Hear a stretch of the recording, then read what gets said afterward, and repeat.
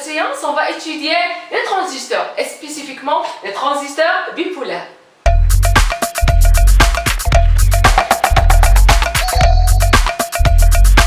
Comme vous savez, les diodes ne sont rien qu'une jonction PN. Et d'après cette définition qu'on a appelée les transistors à jonction bipolaire par ce nom, car ils ont deux jonctions PN. Les transistors à jonction bipolaire, ou les transistors bipolaires, sont essentiellement deux diodes dans un seul package. Les deux types principaux sont les NPN et les PNP.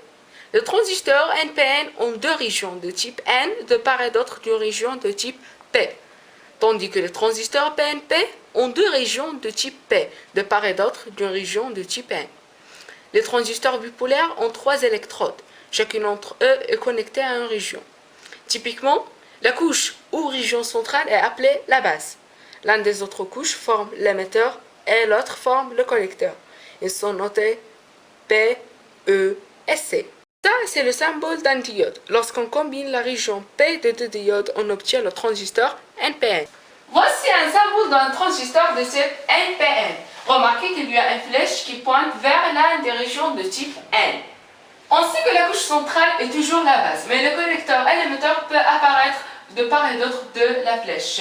Dans le circuit, la flèche pointe toujours vers l'émetteur, afin que nous puissions déterminer le collecteur et l'émetteur en voyant lequel a les flèches. Donc, la flèche, on a la flèche ici, donc ça c'est l'émetteur. On a la flèche ici, ça c'est l'émetteur.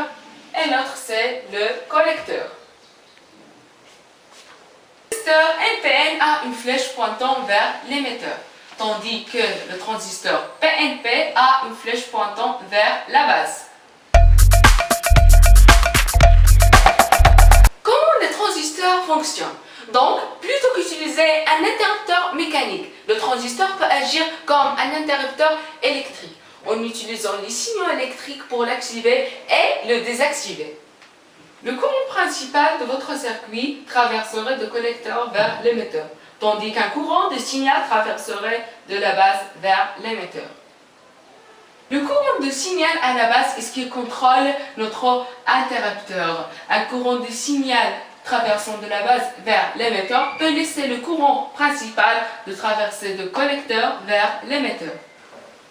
Comme vous le savez, les diodes nécessitent une tension de 0,6 volts avant de s'allumer, permettant ainsi au courant de circuler.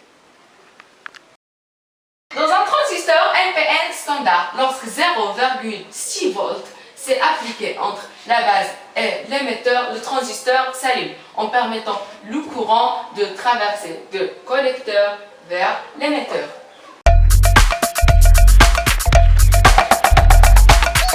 Prenons un exemple. Nous allons commencer par un transistor NPN.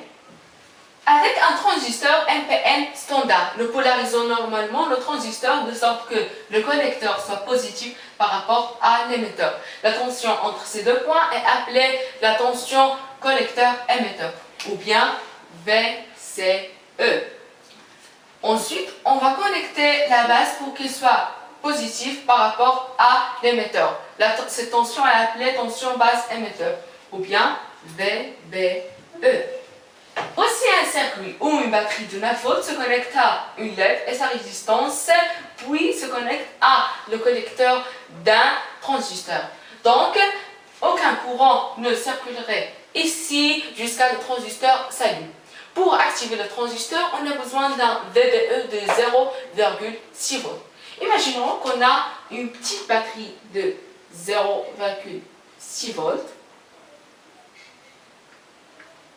Donc, lorsque nous appliquons la batterie de 0,6 volts de base vers l'émetteur, le transistor s'allume en permettant le courant de traverser du collecteur vers l'émetteur et ainsi allumer la LED.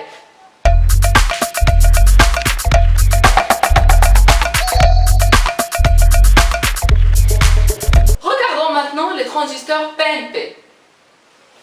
Pour un transistor NPN, au lieu de nécessiter un VBE de 0,6 volts, il doit exister une différence entre le VCE et le VBE égal à 0,6 volts. Disons qu'on a dans notre circuit une autre fois une batterie de 9 volts. Si le VBE est égal à, par exemple, 8,6 volts, ça c'est une différence de 0,4 volts.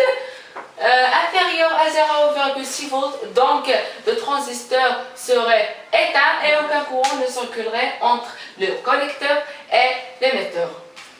Par exemple, si on a un VBE de 8,4 volts, ça c'est une différence de 0,6 volts suffisante pour allumer le transistor. Donc le courant va circuler entre le collecteur et l'émetteur. Donc une différence inférieure à 0,6 volts, le transistor est éteint. Une différence égale ou supérieure à 0,6 volts, le transistor serait allumé.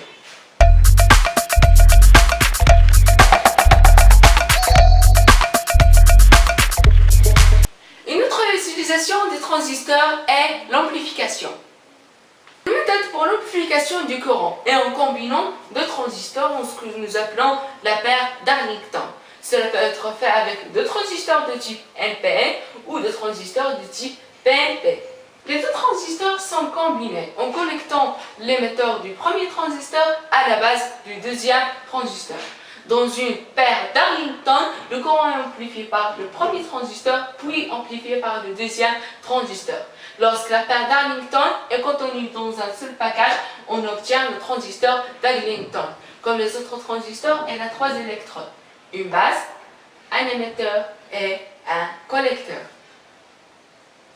Les transistors sont très utiles car un petit courant à la base est nécessaire pour obtenir un gain de courant jusqu'à 1000 fois. Les transistors peuvent être un peu compliqués. Alors, j'espère vous donner un coup de pouce pour vous aider à démarrer. Et ainsi, on aboutit à la fin de cette séance. Jusqu'à la séance prochaine, Inch'Allah. Au revoir.